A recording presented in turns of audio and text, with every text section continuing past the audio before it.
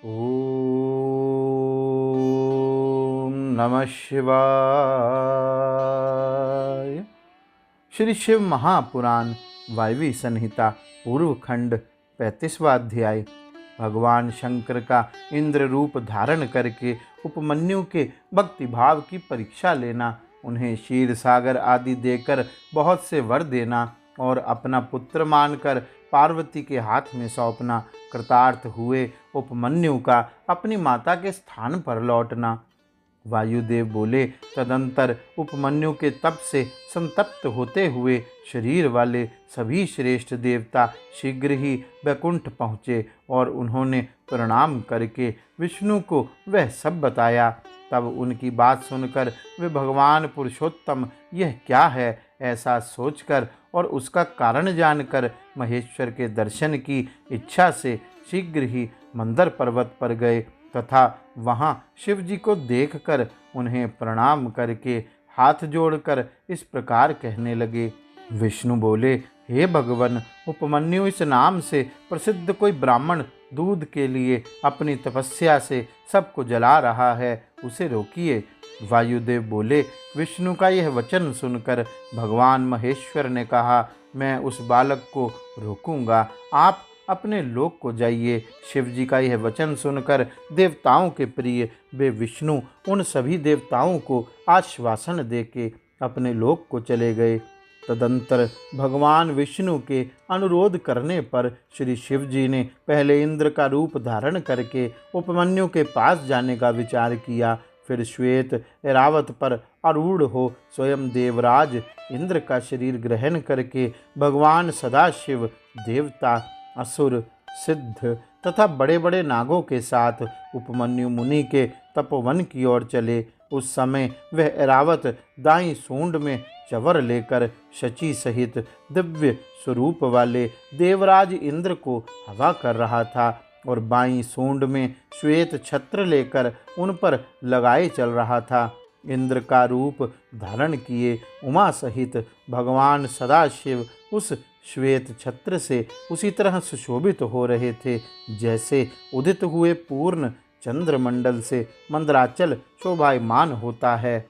इस तरह इंद्र के स्वरूप का आश्रय ले परमेश्वर शिव उपमन्यु के उस आश्रम पर अपने उस भक्त पर अनुग्रह करने के लिए जा पहुँचे। इंद्र रूपधारी परमेश्वर शिव जी को आया देख मुनियों में श्रेष्ठ उपमन्यु मुनि ने मस्तक झुकाकर प्रणाम किया और इस प्रकार कहा। उपमन्यु बोले, देवेश्वर जगन्नाथ भगवान देव शिरोमणे, आप स्वयं यहाँ पधारे, इससे मेरा यह आश्रम पवित्र हो गया। वायुदेव बोले, ऐसा कहकर हाथ जोड़े हुए खड़े उन द्विज की और देखकर इंद्र रूपधारी शिव जी गंभीर वाणी में कहने लगे। इंद्र रूपधारी शिव बोले, उत्तम व्रत का पालन करने वाले धम्म के बड़े भैया महामुने उपमन्यु, मैं तुम्हारी इस तपस्या से बहुत संतुष्ट हूँ। तुम वर मांगो, मैं तुम्हें संपूर्ण अभिष्ट वस्तुएं प्रदान करूँगा। वायु देवता कहते हैं, उन इंद्रदेव के ऐसा कहने पर उस समय मुनिवर उपमन्यु ने हाथ जोड़कर कहा, भगवन, मैं भगवान शिव की भक्ति मांगता हूँ। यह सुनकर इंद्र ने कहा, क्या तुम मुझे नहीं जानते? मैं समस्त देवताओं का पालक और तीनों लोकों का अधिपति इंद्र हूँ। सब देवता मुझे नमस्कार करते हैं। ब्रह्म ऋषि, मेरे भक्त हो जाओ, सदा मेरी ही पूजा करो, तुम्हारा कल्याण हो, मैं तुम्हें सब कुछ दूंगा। निर्गुण रुद्र को त्याग दो, उस निर्गुण रुद्र से तुम्हारा कौन सा कार्य सिद्ध होगा जो देवताओं की पंक्ति से बाहर होकर पिशाच भाव को प्राप्त हो गया है।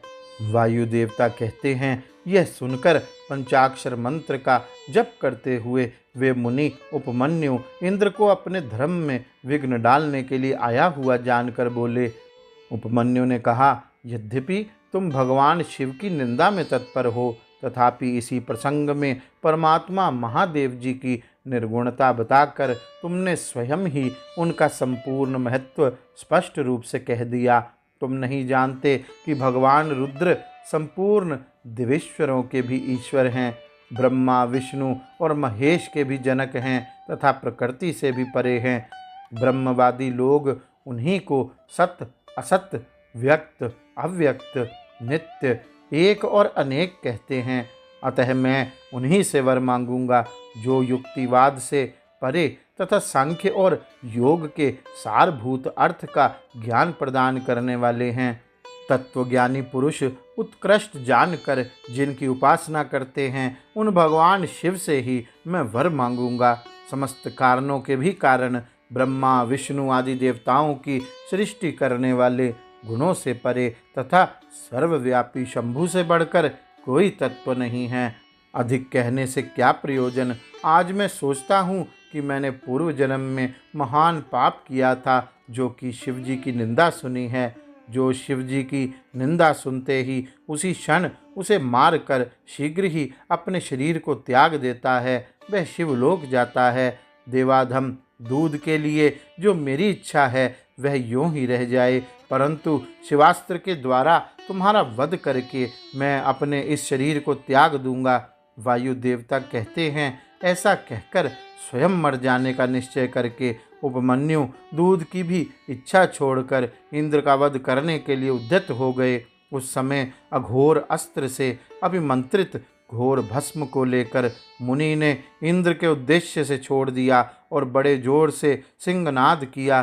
फिर शंभु के युगल चरणार विंदों का चिंतन करते हुए वे अपनी देह को दग्ध करने के लिए उद्यत हो गए और आग्नेयी धारणा धारण करके स्थित हुए। ब्राह्मण उपमन्यु जब इस प्रकार स्थित हुए, तब भग देवता के नेत्र का नाश करने वाले भगवान शिव ने योगी उपमन्यु की उस धारणा को अपनी सौम्य दृष्टि से रोक दिया। उनके छोड़े हुए उस अघोरास्त्र को नंदीश्वर शिवजी की आज्ञा से शिववल्लभ नंदी ने बीच में ही पकड़ लिया। तत्पश्चात परमेश्वर भगवान शिव ने अपने बालेंदु शेखर रूप को धारण कर लिया और ब्राह्मण उपमन्यु को उसे दिखाया। इतना ही नहीं, उन प्रभु ने उस मुनि को सहस्त्रों क्षीर सागर, सुधा सागर, दधि आदि के सागर, धरत के समुद्र, फल संबंधी रस के समुद्र तथा भक्ष्य भोज्य पदार्थों के समुद्र का दर्शन कराया और पुओं का पहाड़ खड़ा करके दिखा दिया।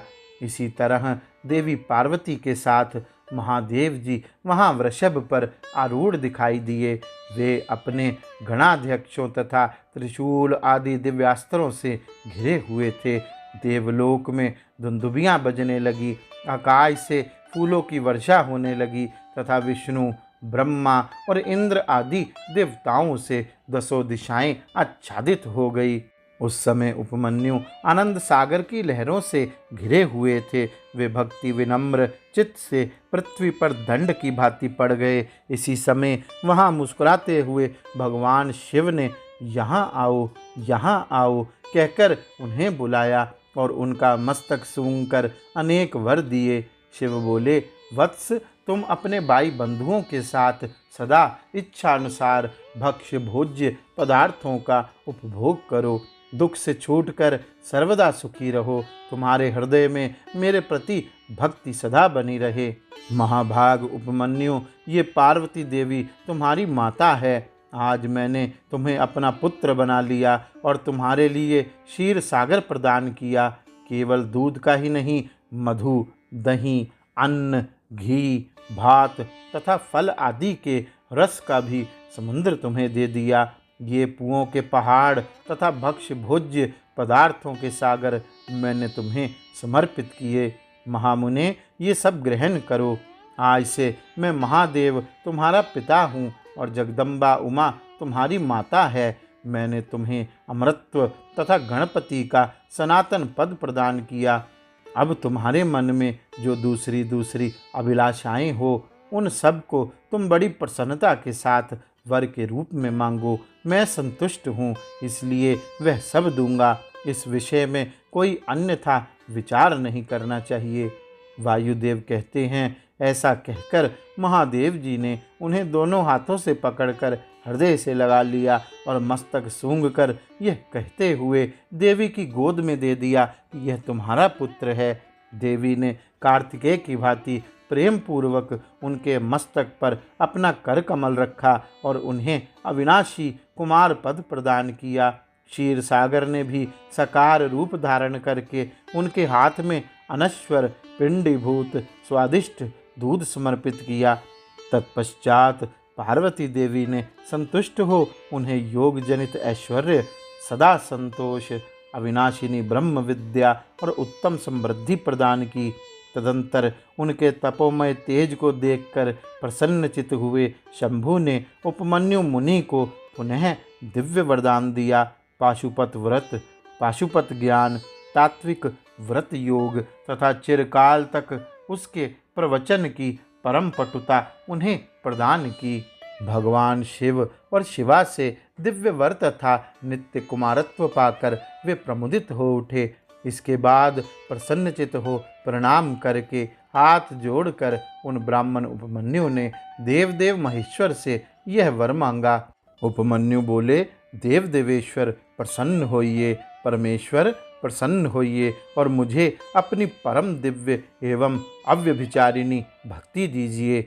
महादेव अपने संबंधियों में मेरी सदा श्रद्धा बनी रहने का वर दीजिए। साथ ही अपना दासत्व, उत्कृष्ट स्नेह और नित्य सामीप्य प्रदान कीजिए।